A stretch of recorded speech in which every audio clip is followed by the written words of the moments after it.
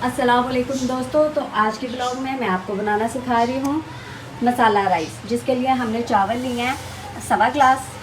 और ये हमारी सब्जियां हैं जो हमने काट ली हैं। इसमें बंद गोभी है, शिमला मिर्च है और गाजर है और ये आलू है। आप चाहे तो इसमें और भी सब्जियां डाल सकते हैं। मुझे मटर मना है तो मैं मटर का इस्तेमाल नहीं कर रही।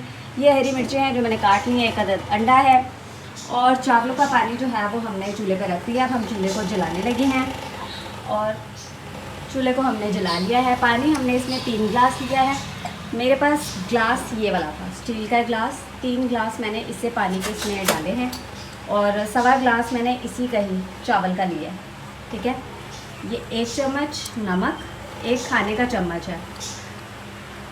1.5 टीस्पून हम इसमें नमक ऐड कर रहे हैं और 1/4 टीस्पून जो है वो हम इसमें ऐड करेंगे जर्दे का रंग। इससे चावल जो है ना वो थोड़े पीले रंग के बनेंगे। तो मसाला राइस के लिए यही ज़रूरी होता है, मतलब इससे ज़रा चावल की शक्ल और रंगत अच्छी निकलती है। तो अब हम इन्हें इस तरह से मिक्स कर देते हैं और फिर पानी को बॉईल होने के लिए हम चूल्हे पे रख देंगे। इसके ऊपर हम इसका ढक्कन लगा देते हैं।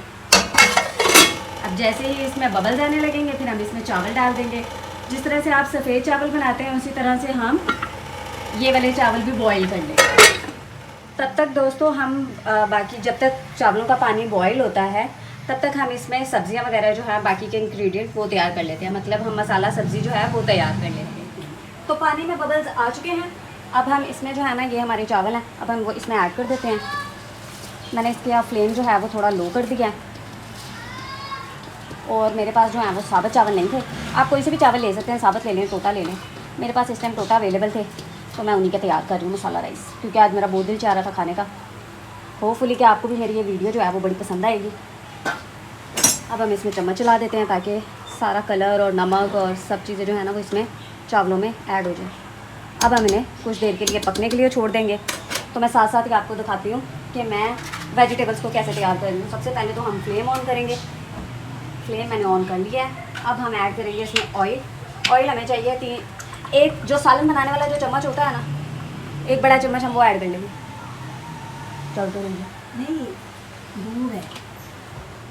तो ऑयल मैंने इसमें एक सालन बनाने वाला चम्मच जो है वो ऐड कर दिया है। ठीक है, मैं आपको दिखा भी देती हूँ। ये वाला चम्मच है, ठीक है, ये इसे हम सालन बनाते हैं। तो ये मैंने 1 बड़ा चम्मच जो है वो इसमें ऑयल का ऐड कर दिया है।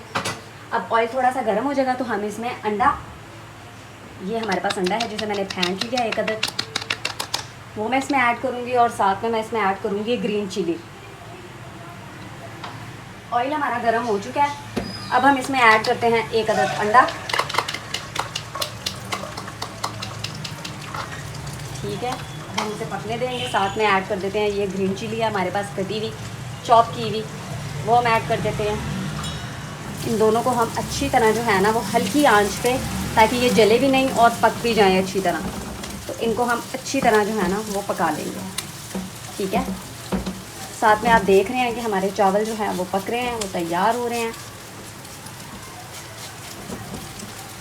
तो इस तरह से हम इन्हें अच्छी तरह ना, बिल्कुल अंडे का हमने बना देना इस टाइम कीमा। ये लगना ही नहीं चाहिए कि ये अंडा है।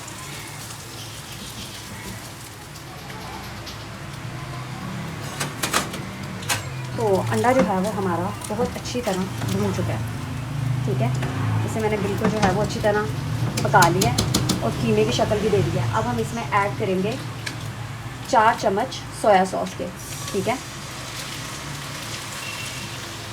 4 खाने के चम्मच जो होते हैं वो हम डालेंगे इसमें सोया सॉस। फिर हम इसमें ऐड करेंगे 1/4 टीस्पून गरम मसाला। ठीक है,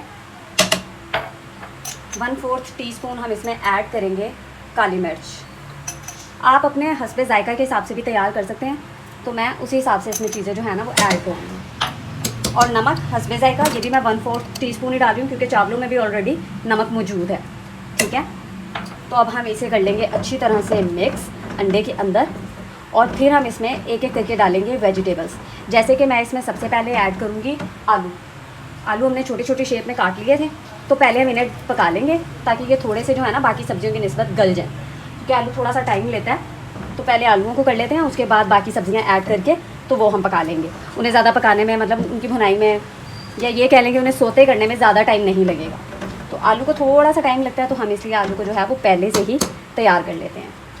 चावल जो हैं वो हमारे बिल्कुल तैयार शेप में। अब हम इसमें से पानी जो है वो निकाल लेंगे और फिर हम इन्हें दम पर लगा देंगे 5 मिनट के।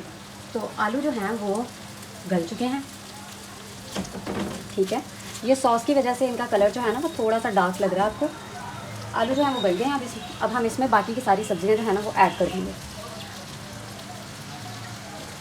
ऐड करके अब हम इन्हें सौते कर लेंगे और फिर हल्की आंच पे दम लगा देंगे। ये अपने दम में ही जो है ना, मतलब सब्जियां भी अपना पानी छोड़ती हैं, तो ये उसी में जो है ना गल भी जाएंगी, नरम भी हो जाएंगी। जब आप इनको सबको मिक्स कर लें, और तब भी आप अपने टेस्ट के लिए जो है वो अपने नमक को, मिर्च को चेक कर सकते हैं। अगर आपको कम ज़्यादा लगे तो आप इसमें नमक मिर्च मज़ीद और ऐड कर सकते हैं। लाइक आप काली मिर्च और ऐड कर सकते हैं, गरम मसाला डाल सकते हैं, नमक को ऐड कर सकते हैं। अगर आपको लगे कि ये आपके जायके के हिसाब से सेट नहीं है, कम है, तो आप इसमें ऐड कर सकते हैं। तो अब ये हल्की आंच पर मैं सब्जियों को सौते कर लूँगी और उसके बाद फिर हम इन्हें हल्की आंच पे दम पर पकने देंगे।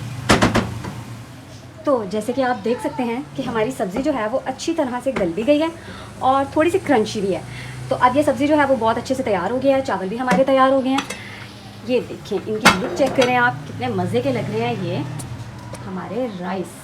तो अब हम इन्हें कर लेंगे मिक्स। फ्लेम हम कर दें ऑफ और इनको मिक्स करके फिर मैं आपको डिश आउट करके दिखाती हूँ। अगर आपको मेरी वीडियो पसंद आई है तो प्लीज़ इसे लाइक, सब्सक्राइब एंड शेयर ज़रूर कीजिएगा। इससे मेरी हौसला अफजाई होती है।